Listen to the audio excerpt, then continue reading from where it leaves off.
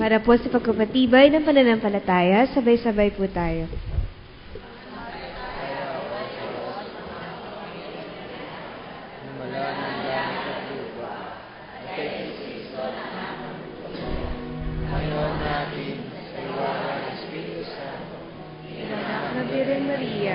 Nagdamdam ng hirap sa kahatulan ni Poncio Pilato, pinako sa krus, sumatay, tilibing sa ikatlong araw, buhay sa mga patay. Umakyat sa langit at upo sa kanan ng Diyos sa mga makapangyarihan sa lahat. Doon nagmumula at paririto upang humukom sa mga buhay at mga patay. Sinasampalataya ko ang Espiritu Santo, ang banal na iglesyang laganap, ang pagkakaisa ng mga banal, ang kapatawaran sa mga kasalanan, ang kabuhayan ng katawan, at ang buhay na walang hanggan. Siya nawa. Gawin po natin ang ikalawang paghahandog.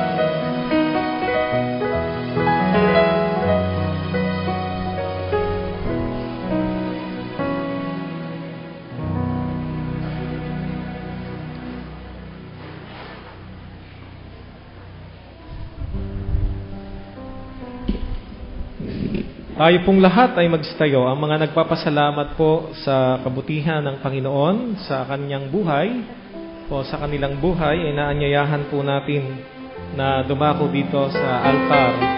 Ang lahat po naman ng nagtatalaga para sa misyon, para sa ministeryo ng Panginoon, inaanyayahan din po natin na dumako dito sa unahan at gayon din ng mga pamilya na nagtatalaga para sa Panginoon.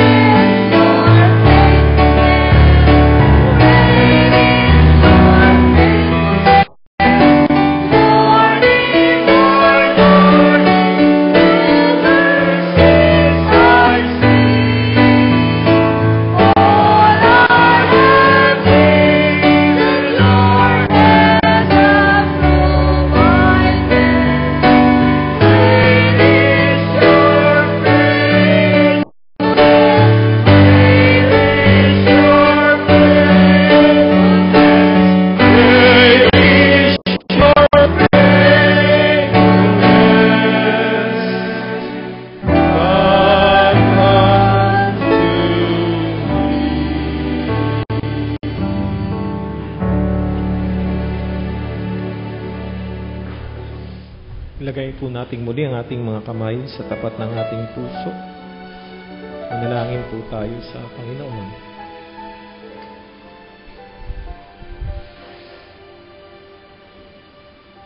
Amin pong maibiging magulang, walang hanggan ang inyong katapatan at kadakilaan. Tunay na napakadakila po ninyo. Sa lahat ng sandali at panahon ng aming buhay, dumadaloy ang inyong banal na kadakilaan. Kung kaya't patuloy kaming nagpupuri at nagpapasalamat. At sa amin pong sama-sama na pagdulog sa inyo, naririto po kami, nagtatalaga ng aming pong buhay, ng aming pong sambahayan, ng inyong iglesia. Ang lahat ng ito, aming Panginoon, ay amin nga pong buong kagalakan na dinadala sa inyong banal na paanan at sa trono ng inyong biyaya at walang hanggang kaluwalhatian. Kalaki po ng pagtatalagang ito ay ang aming kagalakan, aming Panginoon, sa pagsapit ng 85 taon ng buhay at ministeryo ng inyong paaralan.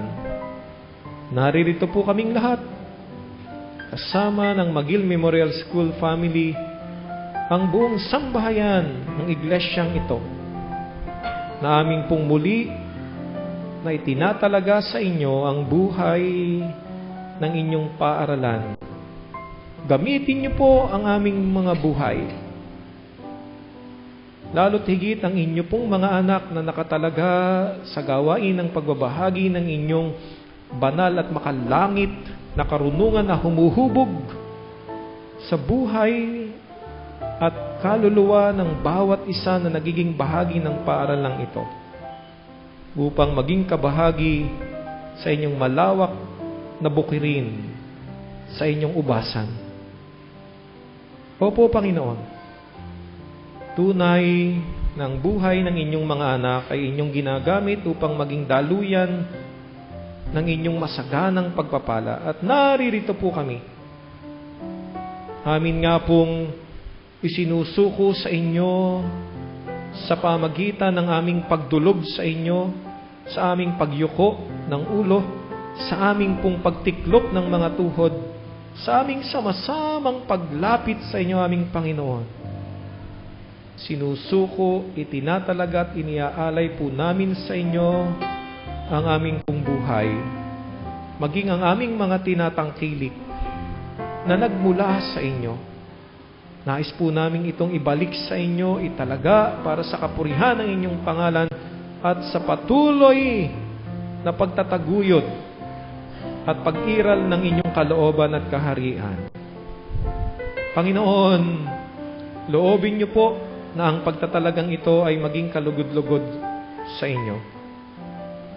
Kayo ang nakababatid ng mga panalangin, ng pagpapasalamat, ng pagsamo, ng paghibik, panalangin ng paghahandog ng buhay.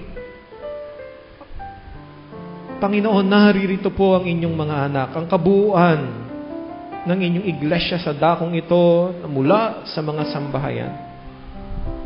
Nagpapasalamat at nagtatalaga sa pagsapit ng kaarawan ng anibersaryo ng kasal. Nagpapasalamat sa inyong biyaya, aming Panginoon, ng patuloy na inyong himala ng pagpapagaling mula sa mga karamdaman at mga pagsubok at sa mga alalahanin. Patuloy na bigkisin niyo po, aming Panginoon, ng inyong biyaya, ng pag-asa, ng kapanatagan, at ng katatagan ng inyo pong mga anak at ang bawat isa na lumalapit po sa inyo sa mga sandaling ito. Bunga, aming Panginoon, ng inyong hapong patuloy na pagpapalakas sa mga pagsubok, Tinataas po namin sa inyo ang aming nga pong mga panalangin ng pagtatalaga.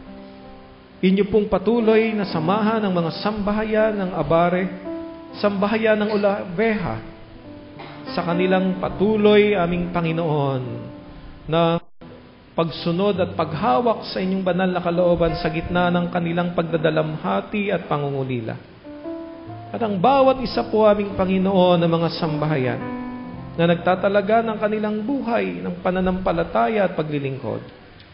Sa mga dumulog po, aming Panginoon, nang mayroong pagpapasalamat at paghahandog ng kanilang nga pong lakas, panahon para sa inyong ministeryo.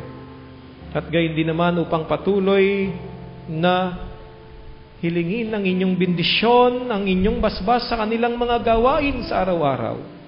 Panginoon, inyo nga pong ibuhos ang inyong masaganang biyaya ng pag-iingat at pagliligtas at ang inyong biyaya ng pagtatagumpay. Nakilang Diyos, pagpalain niyo po ang lahat ng mga may gulang na sa inyong iglesia. Ang lahat ng mga kapatid na naroroon sa iba't ibang panig ng bansa at ng daigdig sa kanilang mga gawain. Palitan niyo po ng kapanatagan at kagalakan ng kanilang mga pangungulila at pagtatagumpay sa kanilang mga gawain.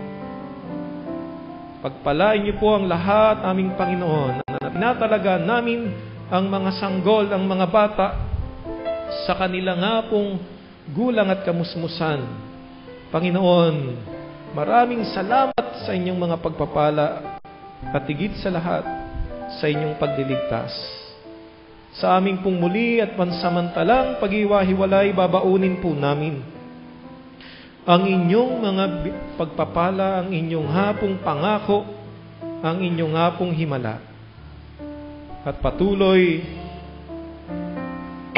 aming Panginoon, na loobin niyo ang aming buhay ay maging daluyan ng inyong biyaya ng pagpapatawad at pagliligtas.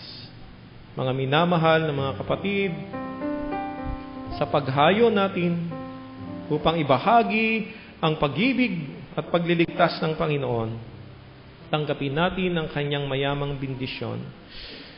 Pagpalain at ingatan tayo ng Panginoon, paliwanagin ng Panginoon ang kanyang mukha sa atin at mahabag sa atin.